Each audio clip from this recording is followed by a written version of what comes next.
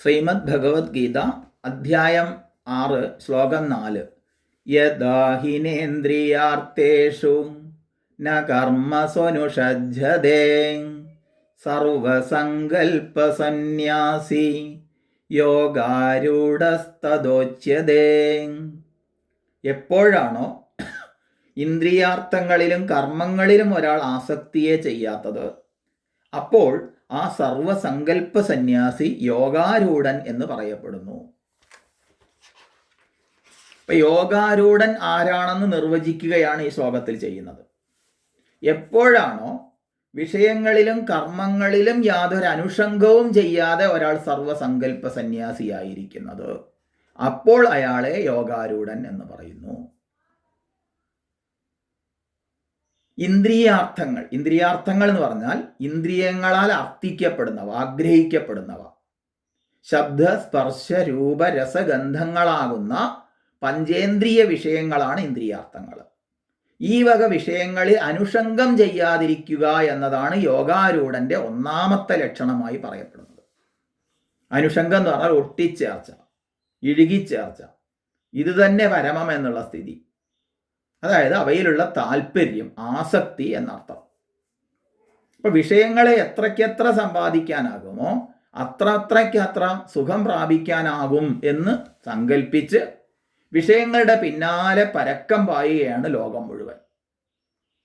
ഈ ലോക വിഷയങ്ങൾ മതിയാവാതെ പരലോകങ്ങളിൽ, സ്വർഗങ്ങളിലൊക്കെ തൃപ്തിയെ അന്വേഷിച്ച് സ്വർഗകാമോ യജേത, സ്വർഗത്തിലുള്ള കാമനകളെ യജിച്ചുകൊണ്ട് അതിനായിക്കൊണ്ട് യജനം പൂജനമൊക്കെ ചെയ്ത് കഴിയുന്നവരും, ഈ വിഷയങ്ങളിലാണ് സുഖം ഇരിക്കുന്നത് എന്നുള്ള ചിന്തയോടുകൂടി സങ്കല്പിച്ച് കഴിയുന്നവര്, അങ്ങനെയുള്ള വിഷയങ്ങളുടെ അനുഷംഗത്തിലാണ് കാമികളായ സംസാരികൾ കഴിയുന്നത്. പിന്നെ എങ്ങനെ കഴിയേണ്ടത്? ഭോഗത്തിനായിക്കൊണ്ടു കാമിക്കയും വേണ്ട, ഭോഗം വിധിമതം വർജിക്കയും വേണ്ട, കിട്ടിയ ഓഫർ തള്ളിക്കളയും വേണ്ട, കിട്ടാത്ത തൊട്ട് ആവശ്യപ്പെടുകയും വേണ്ട. ഇങ്ങനെ ഭോഗാർത്ഥം ആശ്രയിക്കുന്ന വിഷയങ്ങളിൽ താല്പര്യത്തോടെയും ആസക്തിയോടെയും കഴിയുന്നതായ അനുഷംഗത്തെ ചെയ്യുന്നവര് അങ്ങനെ പരക്കം പാഞ്ഞ് അത് തൃപ്തി ലഭിക്കുന്നില്ലെന്ന് മനസ്സിലായിട്ട് അതിൽ കൂടുതൽ തൃപ്തി ലഭിക്കുമോ എന്ന അന്വേഷണത്തിന്റെ ഭാഗമായിട്ട് ഭഗവത് രൂപങ്ങളിൽ, ക്ഷേത്രാദി ഉപാസനകളിൽ ഒക്കെ അതിനായിക്കൊണ്ട് വിനിയോഗിക്കുന്നു. ക്ഷേത്രങ്ങൾ, ഉപാസനകളൊക്കെ ഈശ്വരാർപ്പണ ബുദ്ധിയ ചെയ്യപ്പെടുമ്പോഴാണ് അതിൻ്റെ ഫലം, അന്ധക്കരണശുദ്ധി എന്നുള്ള ഫലം ലഭിക്കുന്നത്. ഉപാസനകളൊക്കെ അന്ധക്കരണ ശുദ്ധിക്ക് വേണ്ടിയിട്ടുള്ളതാണ്. ക്ഷേത്രാദി ഉപാസനകളൊക്കെ ഏകാഗ്രതയ്ക്ക് നേടാൻ വേണ്ടിയിട്ടും, അങ്ങനെ ഏകാഗ്രത നേടാൻ വേണ്ടിയിട്ട് ഉള്ള യജ്ഞസ്ഥലികളാണ്. യജ്ഞം എന്ന് പറഞ്ഞാൽ തന്നെ ഈശ്വരാർപ്പണ ബുദ്ധിയ ചെയ്യപ്പെടുന്ന സങ്കേതങ്ങളെയാണ് യജ്ഞസ്ഥലി എന്ന് പറയുക. അതിന് പകരം വിഷയങ്ങൾ കൂടുതൽ വർദ്ധിതമായ തോതിൽ അനുഭവിക്കാൻ വേണ്ടി വഴിപാടുകളും പ്രാർത്ഥനകളും ഉപാസനകളും ഒക്കെയായി നടക്കുന്നവര്, ഇവരൊക്കെ വാസ്തവത്തിൽ വിഷയങ്ങളിൽ അല്ല ഉള്ള തുച്ഛ സുഖത്തെ ഇച്ഛിച്ചുകൊണ്ട് പരക്കം പായുകയാണ്. അതുകൊണ്ട് എന്താണ്? തൃപ്തി ഉണ്ടാവുന്നില്ല, ശാന്തി ഉണ്ടാവുന്നില്ല, സമാധാനം ഉണ്ടാവുന്നില്ല. ശാന്തിക്കും സമാധാനത്തിനും തൃപ്തിക്കും വേണ്ടിയാണ് പോകുന്നത്, പക്ഷേ ശാന്തിയും സമാധാനവും തൃപ്തിയും ഉണ്ടാവുന്നില്ല.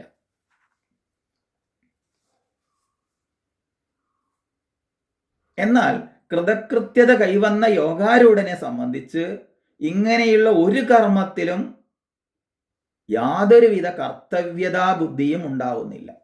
നൈവ തസ്യ കൃതേനാർത്ഥോ നാകൃതേനേഹ കശ്ചന.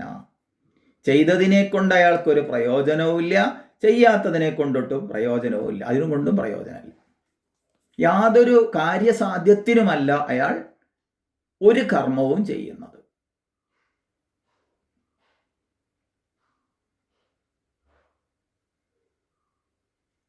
അനുഷംഗം എന്ന് പറഞ്ഞാൽ താല്പര്യം, മമത്വബന്ധം എന്നൊക്കെ അർത്ഥം. അപ്പൊ അയാൾ ആസക്തിയില്ലാതെ കഴിയുന്നു. ഏത് വിഷയങ്ങളുടെ നടുക്ക് പോയി കഴിഞ്ഞാലും അയാൾ അതിൽ ആസക്തനല്ല, അസക്തനാണ് എന്നർത്ഥം.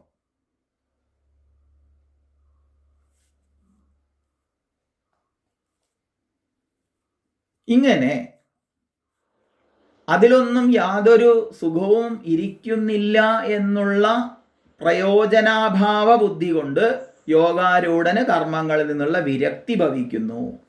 അയാൾ വിരക്തനാണ്. നമേ പാർത്ഥാസ്തി കർത്തവ്യം ത്രിഷു ലോകേഷു കിഞ്ചന എന്ന് ഭഗവത്ഗീതയിൽ തന്നെ പറയുന്നുണ്ട്.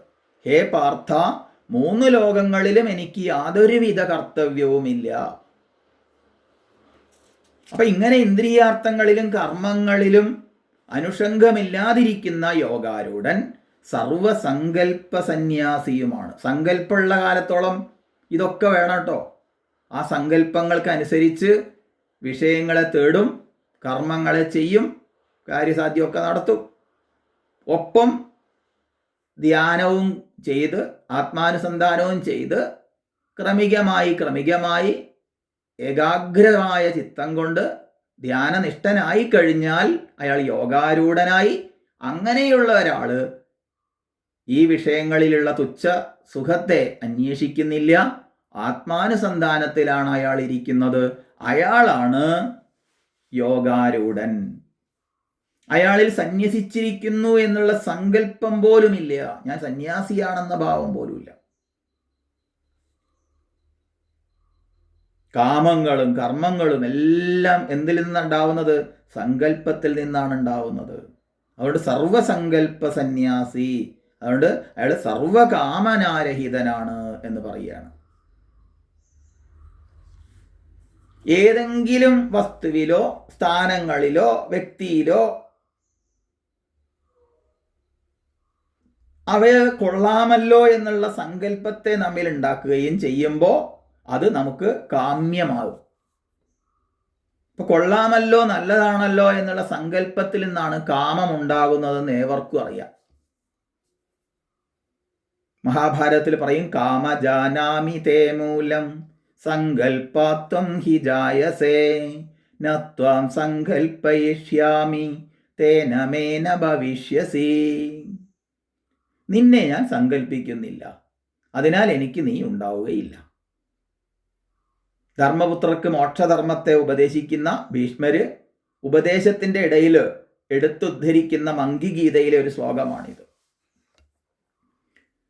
നമ്മൾ ചെയ്യുന്ന കൊള്ളാമല്ലോ, എനിക്കായാൽ നല്ലതാണല്ലോ എന്നിങ്ങനെയുള്ള സങ്കല്പങ്ങളുടെ ഫലമായിട്ടാണ് നമുക്ക് കാമം ഉണ്ടാകുന്നത്. അങ്ങനെ യാതൊരാൾ സങ്കല്പരഹിതനായി കഴിയുന്നുവോ അയാൾക്ക് കാമം ഉണ്ടാവില്ല.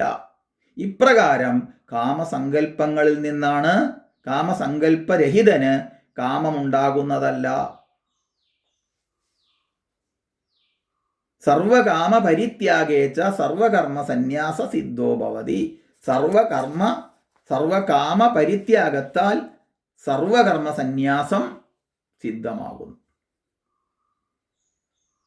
പക്ഷെ എന്നാൽ സാധകന്മാരായ നമ്മളെല്ലാവരും ആരുരുക്ഷുക്കളാണ്. അതായത് നിഷ്കാമ കർമ്മത്തിലൂടെ സമചിത്തത കൈവരിച്ച അങ്ങനെ ധ്യാനത്തിൽ ഉറയ്ക്കൂ. ധ്യാനത്തിൽ നിഷ്ഠ കൈവരുമ്പോൾ ഇതര ചിന്ത ഉണ്ടാവില്ല. സുഖം കിട്ടുമെന്ന് കരുതിയാണല്ലോ മനസ്സ് ഇന്ദ്രിയങ്ങൾ വിഷയങ്ങളെ സമീപിക്കുന്നത്. ധ്യാനത്തിൽ നിഷ്ഠ കൈവരുമ്പോൾ ഉണ്ടാവുന്ന അളവറ്റ ആനന്ദവുമായി തട്ടിച്ചു നോക്കുമ്പോൾ എത്ര തുച്ഛമാണ് വിഷയങ്ങളിൽ നിന്ന് കിട്ടുന്ന സുഖം. ഒരു ഉദാഹരണം പറഞ്ഞാൽ, വീട്ടിൽ നിന്ന് നല്ല വിശിഷ്ട ഭോജ്യങ്ങൾ നിത്യവും യഥേഷ്ടം ഭുജിക്കുന്ന നമ്മുടെ വളർത്തുനായ കുപ്പത്തൊട്ടിയിലെ എച്ചിലിൽ നക്കാൻ പോവോ? പോവില്ലല്ലോ. ഇതുപോലെയാണ് ആത്മാനന്ദത്തിൽ ആത്മതൃപ്തശ്ച മാനവ, ആത്മാവിലാണ് തൃപ്തി എന്ന് കണ്ടെത്തിയ ഒരാളെ സംബന്ധിച്ച് അത്രേയുള്ളൂ വിഷയങ്ങളിലുള്ള സുഖബുദ്ധിയൊക്കെ. അത് തുച്ഛമാണ്. ഇങ്ങനെ ഒരാൾ എപ്രകാരമാണോ വിഷയങ്ങളിൽ കൊതിയും സ്വാർത്ഥകർമ്മങ്ങളിൽ താല്പര്യവും ഒട്ടുമില്ലാത്ത മനസ്സ് പൂർണ്ണമായും ആത്മധ്യാനത്തിൽ മുഴുകുന്നു.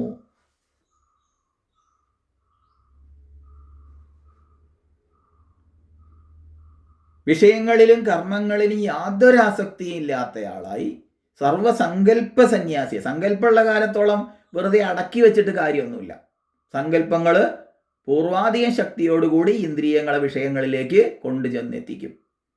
അതുകൊണ്ട് സങ്കല്പങ്ങളെ ഇല്ലാതാക്കിയിട്ട് ആത്മാനുസന്ധാനം വഴി, ധ്യാനം വഴി സർവസങ്കല്പ സന്യാസിയായി ആര് ഭവിക്കുന്നുവോ അപ്പോൾ അയാൾ സംസാരത്തിൽ നിന്ന് മുക്തനാകുന്നു. ഓരോ സാധകനും ഇങ്ങനെ യോഗാവസ്ഥ കൈവരിച്ച് സംസാര ദുഃഖങ്ങളിൽ നിന്ന് സ്വയം രക്ഷപ്പെടണമെന്ന് ആഹ്വാനം ചെയ്യുകയാണ് ഈ ശ്ലോകം ചെയ്യുന്നത്. അല്ലാതെ നമ്മളെ ഉയർത്താൻ വേറെ ഒരാൾ വിചാരിച്ചിട്ടും സാധ്യമല്ല. നമ്മൾ തന്നെ ഉപാസന കൊണ്ട് ഉയരണം. നമ്മൾ തന്നെ നമ്മളെ ഉയർത്തണം. അതാണ് അടുത്ത ശ്ലോകത്തിലും ഉറപ്പിച്ച് പറയുന്നത്. നമ്മളെ ഉയർത്താൻ ഒരാളും അല്ലേ. ഗുരുനാഥൻ എത്തിക്കില്ലേ? ഇല്ല. ഗുരുനാഥൻ ചൂണ്ടിക്കാണിച്ചു തരും, മാർഗം കാണിച്ചു തരും. ഉയരേണ്ടത് നമ്മളാണ്. നമ്മളെ ഉയർത്താൻ നമുക്കേ പറ്റൂ. അതിൻ്റെ പൂർണ്ണത, അതിൻ്റെ പൂർണ്ണമായ നിർവചനം അടുത്ത ശ്ലോകത്തിൽ നമുക്ക് ശ്രദ്ധിക്കാം.